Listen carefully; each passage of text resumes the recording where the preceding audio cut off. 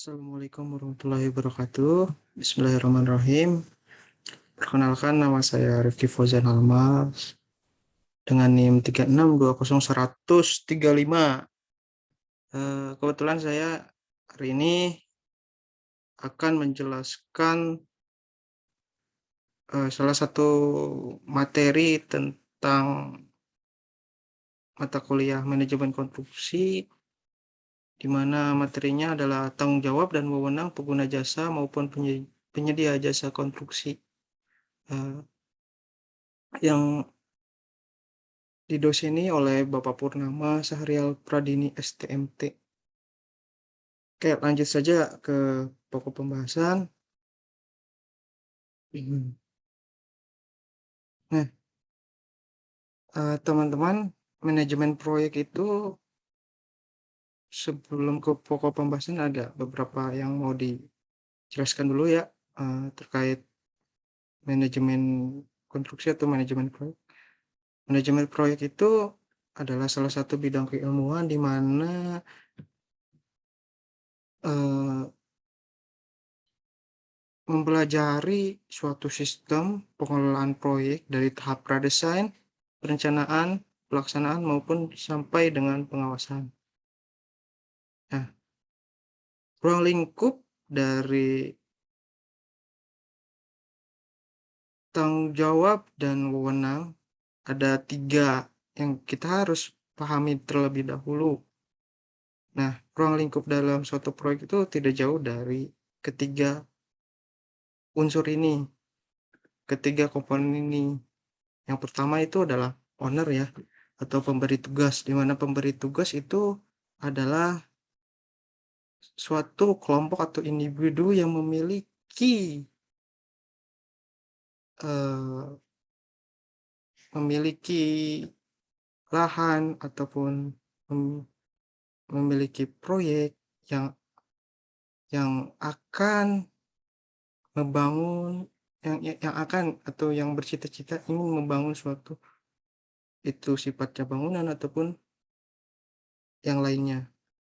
Sedangkan konsultan, nah kalau konsultan atau perencana atau pengawasan itu adalah suatu layanan di mana eh,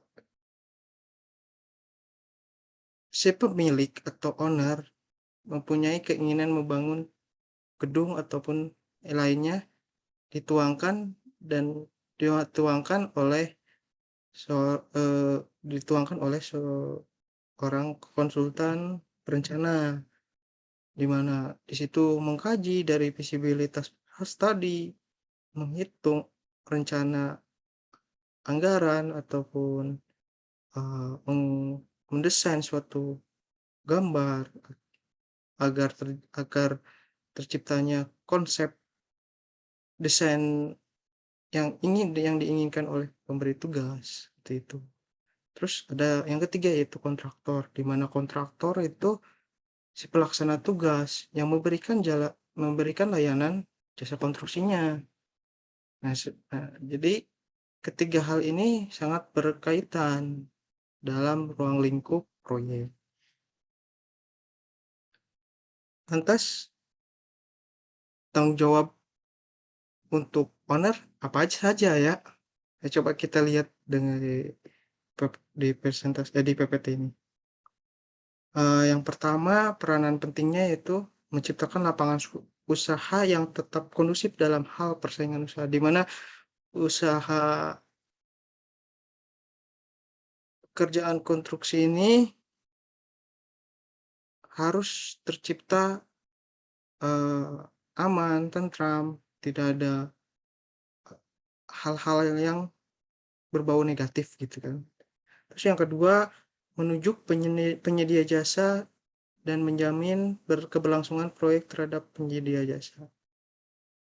Nah, maksudnya gini, eh, jadi tanggung jawab dari owner ini berhak harus menjamin keberlangsungan proyek terhadap penyedia jasa, kan. Ah, tetapnya proyek itu jika ownernya mempunyai uang ataupun tidak mempunyai uang, tetap proyek tetap proyek harus berjalan kepada penyedia jasa tersebut. Terus yang ketiga, ada penyelenggaraan proyek yang tetap berpedoman terhadap standar menyelenggarakan proyek yang tetap berpedoman terhadap standar yang telah baku dari aspek keamanan, keselamatan, kesehatan di lingkungan proyek. Jadi proyek itu harus tetap eh, memperhatikan aspek dari sisi keamanan, keselamatan kerja dari penyedia jasa ataupun keselamatan kerja dalam proyek, dan kesehatan juga. Terus yang keempat, menetapkan keputusan dengan pekerjaan konstruksi. Jadi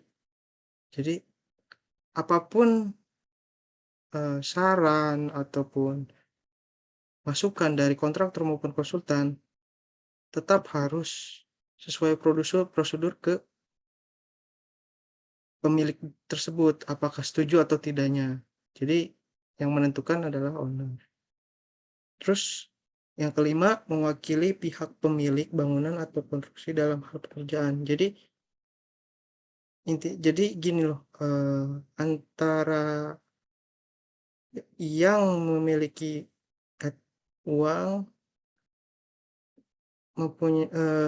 memberikan tugas kepada karyawannya. Ini untuk karyawannya sebagai perantara antara konsultan ataupun kontraktor.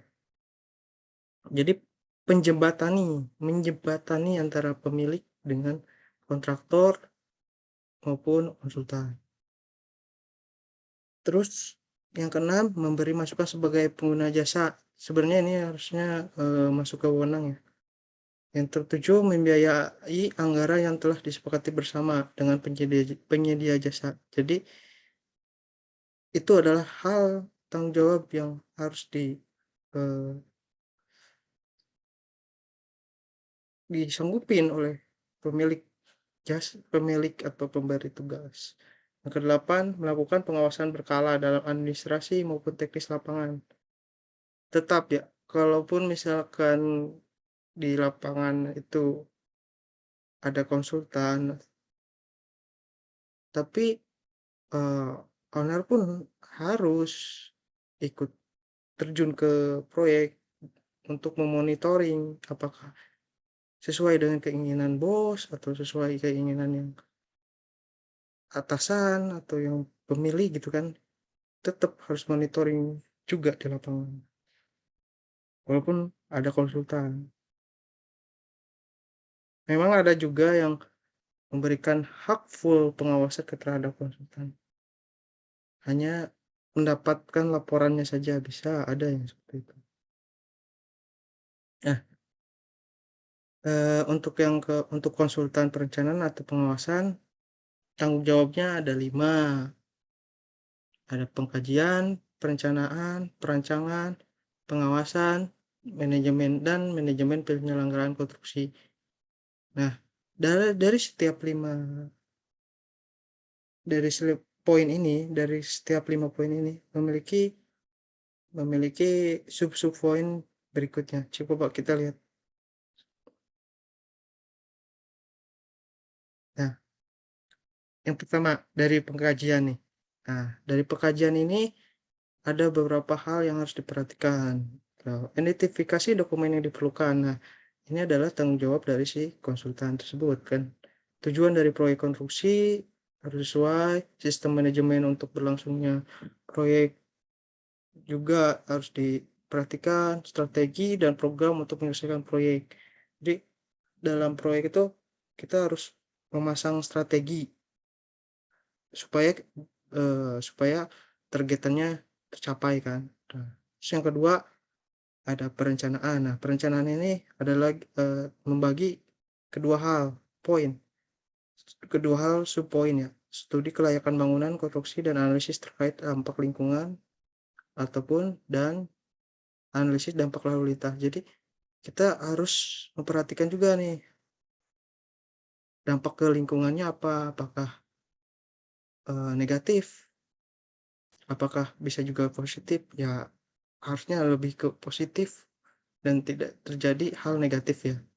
Terus ada nah, dampak lalu lintas maksudnya gimana? Dampak lalu lintas itu apakah bisa menjadikan kemacetan di daerah tersebut ataupun membuat membuat apa ya, di arus lalu lintas itu jika hujan akan banjir. Nah, itu juga harus diperhatikan. Itu dampak lingkungan mungkin ya. Terus untuk ketiganya perancangan. Nah, di perancangan ini ada pemilihan standar dan metode perancangan analisis dampak lalu lintas. Terus keduanya pelaksanaan perancangan.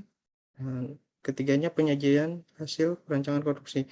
Nah, di perancangan ini dari mulai desain, perhitungan volume, anggaran, ataupun metode pelaksanaan dan lain-lain hal itu dikerjakan atau diberikan tugas oleh owner ke konsultan tersebut.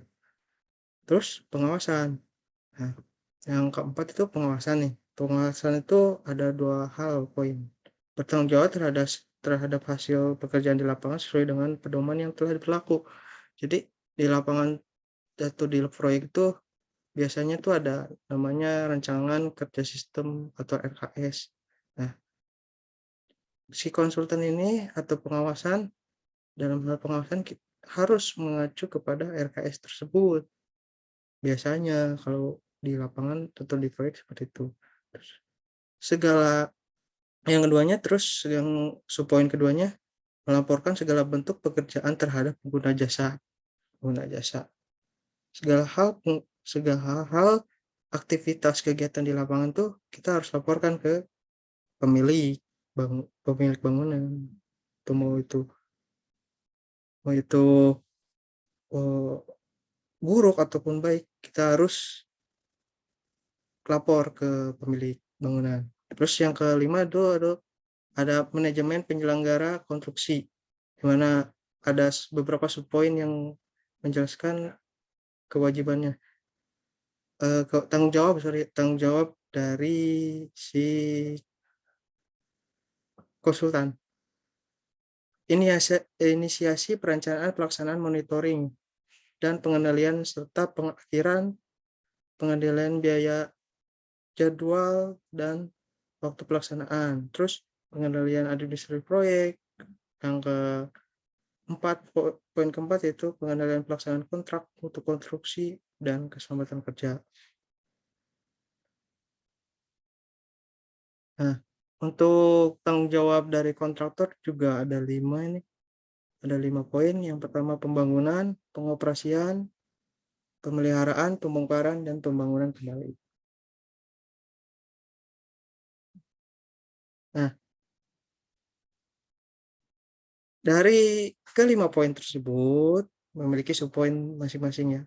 Nah, di pembangunan itu ada melaksanakan pekerjaan konstruksi dengan terencana, tepat waktu, dan menjaga mutu kualitas yang telah disesuaikan dengan dalam RKS mungkin ya. Menjaga biaya juga yang telah disepakati, jangan sampai melebihi kapasitas yang telah dianggarkan. Terus yang kedua, melakukan standar perancangan yang sesuai dengan standar operasional. Jadi sistem manajemen dalam perusahaan atau dalam proyek itu harus dijalankan SOP-nya. Terus ada yang ketiga itu pemeliharaan. Yang pemeliharaan itu menjaga keandalan bangunan, konstruksi beserta prasarana dan sarananya agar selalu layak fungsi. Jadi di mana di pemeliharaan ini perawatan itu tanggung jawab dari kontraktor. Terus yang keempat itu ada pembongkaran ya. Pembongkaran itu subpoinnya melakukan kegiatan penghancuran, pemindahan seluruh atau sebagian komponen bangunan. di mana bila ada kesalahan ataupun si pemilik ingin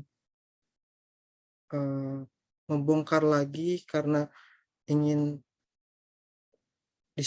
ingin dirubah gitu kan ruangan tersebut, ya itu tugasnya kontraktor untuk membongkarnya. Sesuai instruksi saja oleh dari pihak owner gitu. Terus yang kelima itu ada pembangunan kembali, mengerjakan kegiatan renovasi, rehabilitasi, dan restorasi bangunan. Nah, poin ini biasanya itu ada pada saat pekerjaan tambah, bila mana owner menginginkan ada kerja tambah. Biasanya seperti itu. Nah, masuk ke wewenang. Wewenang dari owner atau pemberi tugas ada dua: memberitahukan pemenang lelang secara tertulis dan administrasi terhadap penyedia jasa. Yang kedua, mengambil alih pekerjaan proyek secara sepihak dengan menulis surat terhadap penyedia jasa jika terjadi sesuatu yang tidak diinginkan. Jadi itu haknya dari owner bila mana kontraktor tidak memperhatikan hal-hal yang sifatnya bisa merugikan, si pemilik berhak untuk mengambil alih pekerjaannya. Oke. Next, untuk konsultan. Nah, konsultan itu memiliki wewenang menegur penyedia jasa yang lalai dalam tugas, terus memberikan advice atau saran terhadap pengguna jasa atau owner terkait desain perencanaan. Hak dari konsultan seperti itu. Terus yang ketiganya, memperhatikan sementara kegiatan proyek bila mana tidak sesuai dengan keinginan pengguna jasa. Untuk wewenang dari kontraktor atau pelaksana tugas penyedia jasa, yaitu ada memfasilitasi akses proyek untuk pengguna jasa. Yang kedua, memilih sub atau vendor yang telah direkomendasikan oleh konsultan atau perencana. Terus yang ketiga, menyediakan alat keselamatan kerja dan keamanan di lokasi proyek. Yang keempat, memberikan material atau metode pelaksanaan proyek terhadap pengguna jasa. Nah, yang terakhir itu kesimpulan. Dari 3 unsur komponen ini dapat disimpulkan ya, bahwasanya sukses atau gagalnya pelaksanaan proyek tergantung kepada integrasi atau hubungan kepekaan terhadap tanggung jawab, hak, dan kewajiban dari setiap masing-masing kelompok tersebut. Mungkin itu saja yang saya dapat sampaikan. Mungkin itu saja yang saya bisa sampaikan. Nah, ini untuk referensinya dari Peraturan Pemerintah Nomor 22 Tahun 2020, Peraturan tentang Jasa Konstruksi. Yang kedua, PPT Manajemen Konstruksi 1, bisa diklik saja webnya, ditulis oleh Handoko Hadiman. Nah, oke. Mungkin itu saja yang saya dapat sampaikan. Mohon maaf bila banyak kekurangannya dalam presentasi mengenai tanggung jawab dan wewenang pengguna jasa dan penyedia jasa tersebut. Mohon maaf. Saya ucapkan terima kasih banyak. Wassalamualaikum warahmatullahi wabarakatuh.